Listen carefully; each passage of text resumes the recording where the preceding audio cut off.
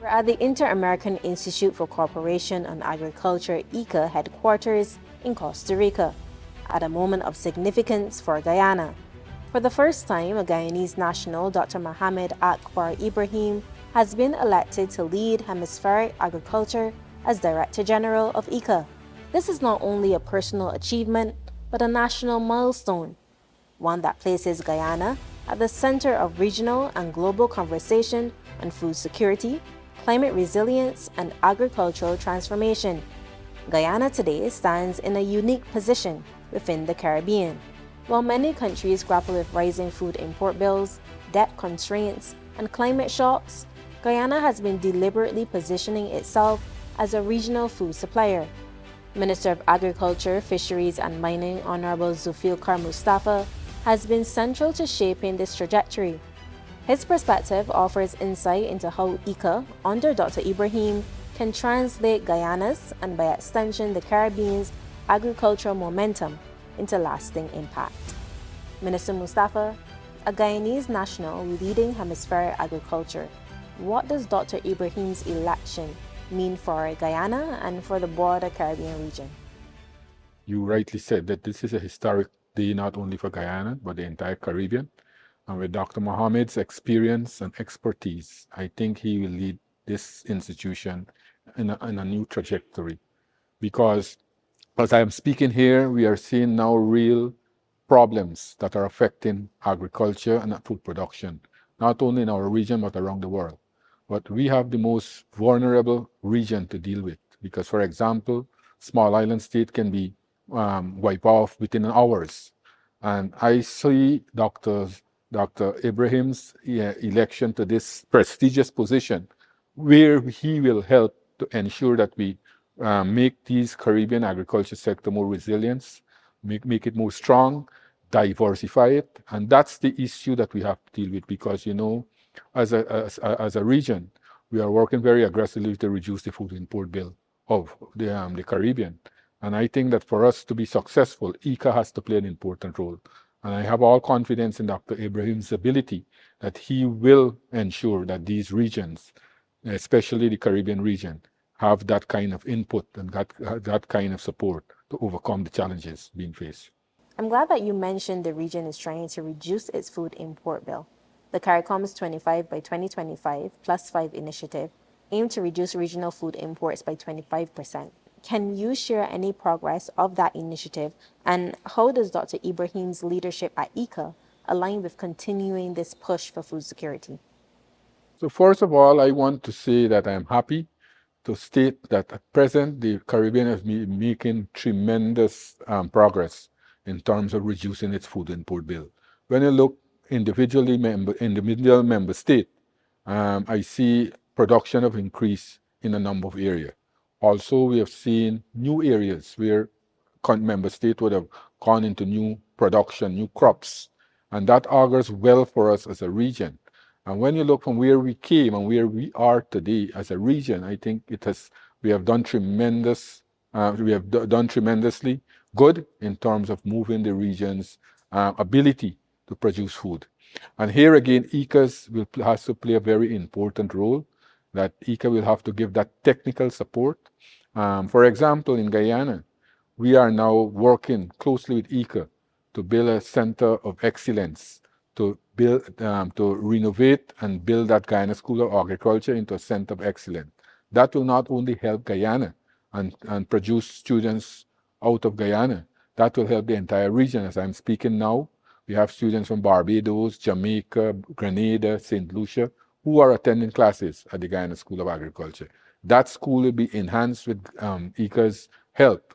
We are also building a situation room, a data center that will help Caribbean region, countries in the region, to see what to know and plan their way forward, not only Guyana. So those are the kind of help that we are talking about. Those are the kind of support that ICA will give to the Caribbean region in moving this process forward. And those are very important help that are needed, because, you know, as a region, we are a very small region. And for example, besides Guyana and to a lesser extent Belize, most of our Caribbean countries don't have the kind of arable and flat lands that we enjoy or we should have. And the limited land space that we have, we will have to use technology.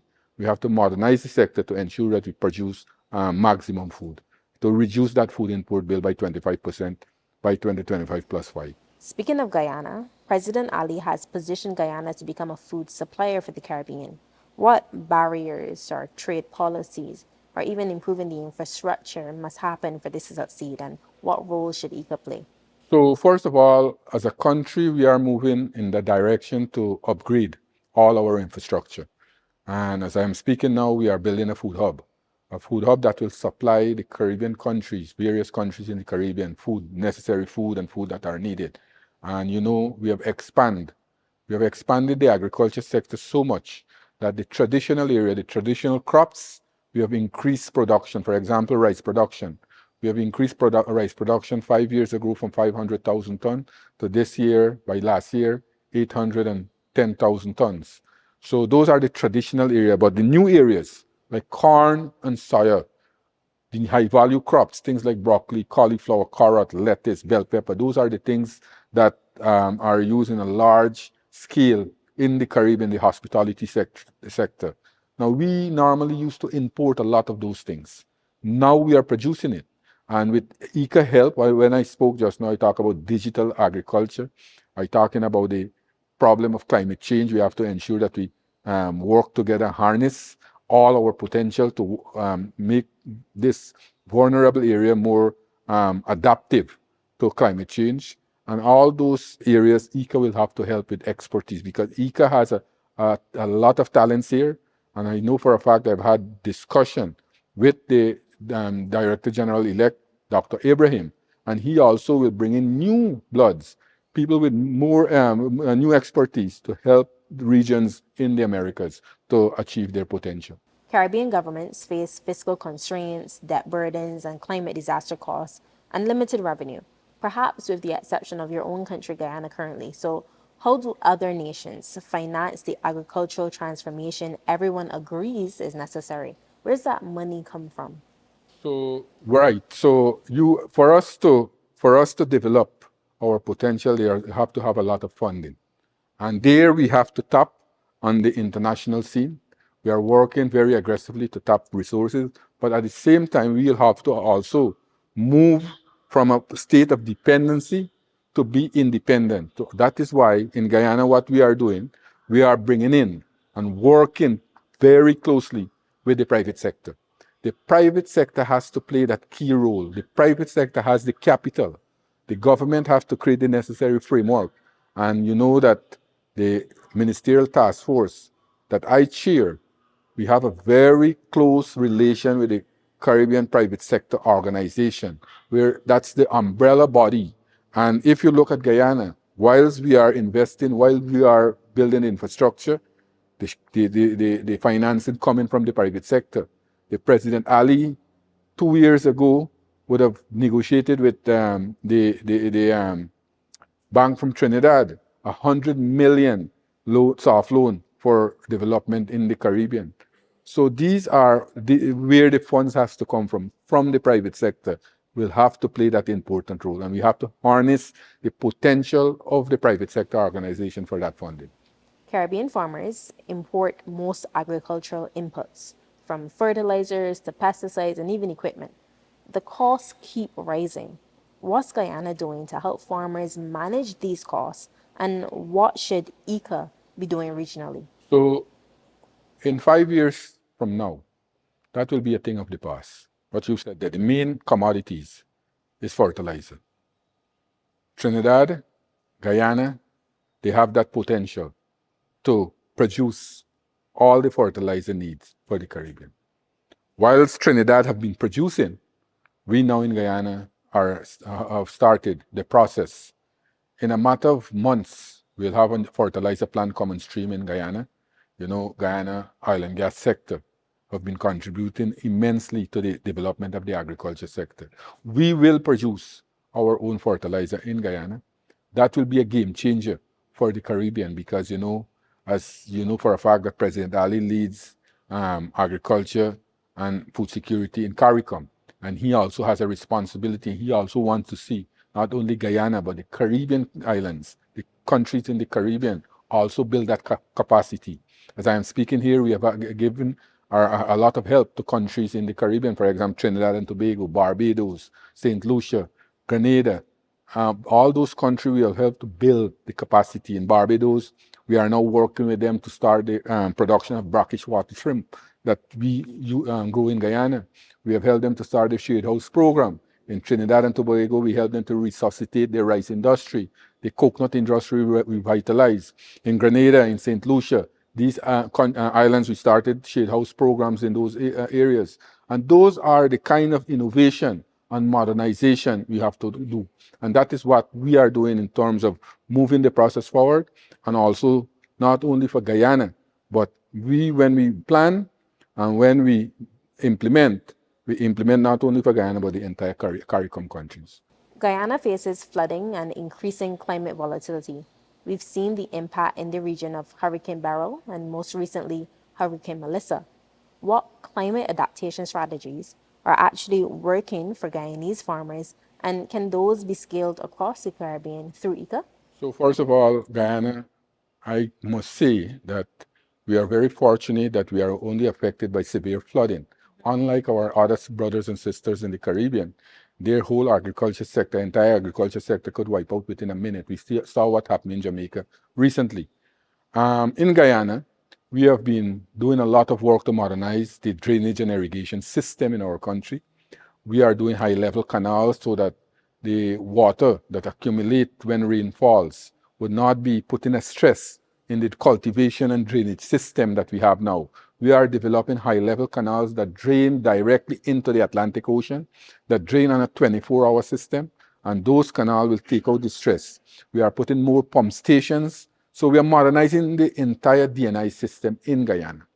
In the Caribbean, what we have to do, and we have been working with Caribbean countries and government in the Caribbean to build infrastructure that can withstand these effects of hurricane.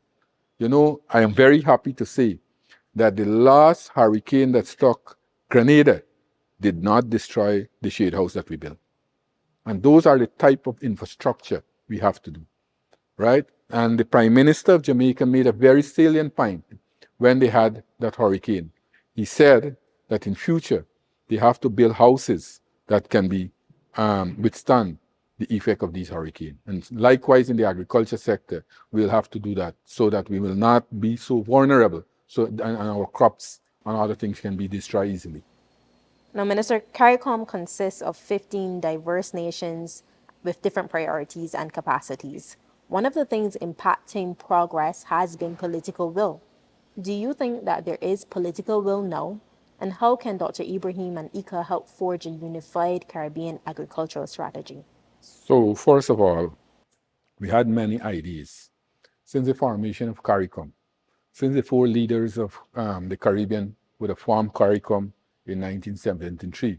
The objective was one, but at that time, up to 2020, I can say that the political will was not there. When I mean the political will, countries were doing their own things and not work as a united front to tackle issues that are affecting the agriculture sector and affecting the Caribbean as a whole. And why I said this, in 2006, former president of Guyana, Dr. Jagdeo, would have developed a strategy called the Jagdeo's Initiative. You know about that, the binding constraint in agriculture. Although it was adopted by CARICOM, we never had any further movements where Caribbean country would have adopted those ideas that Dr. Jagdeo would have developed. And it went and it sat on a shelf, and that was all. But in 2020, I see a new focus. I was in Belize with President Ali at the heads of government meeting. When he attended that meeting, and at that meeting, the idea of reducing the food import bill came about. And you could see the political will is there now. Every single leader in the Caribbean are working towards one objective. And there where ICA's come in, ICA will harness that united action that we never saw before in the Caribbean. And I think there we'll have to move the process forward. And we already The last time I attended the heads of government meeting and I do a presentation of the report as the chairman of the ministerial task force, you'll see that production in all the areas moving, and when you put it together and combine production in all the countries and as CARICOM, I think we are moving exceedingly well. I think in 2025 we will have achieved 77% of our food, reducing the food import bill. I want to pivot here to young people. Young people across the Caribbean often prefer other career paths over farming.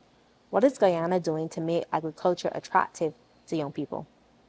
So that's a very important question. And I think what we are doing in Guyana is a very innovative way of attracting young people to get into agriculture.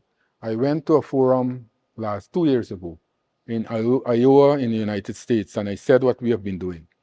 We saw not only in Caribbean and not only in Guyana, but around the world, young people view agriculture as a menial job, as a job for people who never went to school and things like that. We are changing that kind of views, right? That kind of views in Guyana. We are changing the young people perception on agriculture. That is why it's important that you modernize the sector. You bring innovation, you bring kind of modernization, because young people will not take a fork and go into the yard and fork their garden. We want things like shade house, we want hydroponics, we want aquaponics, those are the things. And what we have done in Guyana successfully, those persons who would have gone to the Guyana School of Agriculture or passed through the Guyana School of Agriculture with a diploma, a certificate, or the University of Guyana with a degree, agronomy, who never was involved in agriculture, we are now harnessing those potential with some very attractive plans. For example, we form a company with young people. The company called the Agriculture Innovation Entrepreneurship Program, where we have hundreds of young people who are shareholders in that company. And at the end, and they're producing a lot of products. And at the end of the year, when they finish, get the profit, they get dividends coming out from that project. Those are innovative ways we can attract young people. And we have been successfully attracting a lot of young people who were pen pusher behind a desk doing clerical work before. We are now harnessing their potential to be involved in agriculture. And they are playing a very meaningful role in the agriculture sector in our country. We have shown that we can use science, we can use technology to the advantage of small-scale farmers. A simple thing like hydroponics, shade house, all these programs that you're using less land space to produce more products. So we have to do that. We have to go into a new areas to add value to the produce that we are producing. Many times we produce and the primary product we try to sell at the market and export it. Now we have to bring in agro-processing to help the farmers to add value to their product, and that is what we have to do. So I think that what Dr. Ibrahim alluded to in his address just now was that science and technology are very important and we can use it wisely to help small-scale farmers. And finally, what are Guyana's expectations for ICA under Dr. Ibrahim's leadership? What does success look like in 4 years when his term ends? Well, I hope, and we as in Guyana, we don't want to hug all the things that are sure that Dr. Ibrahim would have to only look at Guyana's situation and work with Guyana. We know Dr. Ibrahim they have 34 countries in ICA, and he will have to ensure that he give attention equally to all the countries. But as a country, at the end of his tenure, I hope that Guyana agriculture sector will be resilient. As I mentioned, some very, very innovative projects just now, and these projects will be implemented and come to fruition under his tenure. So at the end of 2030, when Dr. Ibrahim's first phase in office would have completed, I expect to see Guyana has a strong, resilient agriculture sector. We would have implemented the innovation and modernization that we are talking about. We would have implemented the digital agriculture. We would have been more prepared for climate vulnerability. All those things, I think that I am looking forward with hope that we'll have established in Guyana. Minister Mustapha, thank you for making the time. Thank you very much for inviting me on your program. I'm Krystal Hoyte for CMC. Thank you for joining us.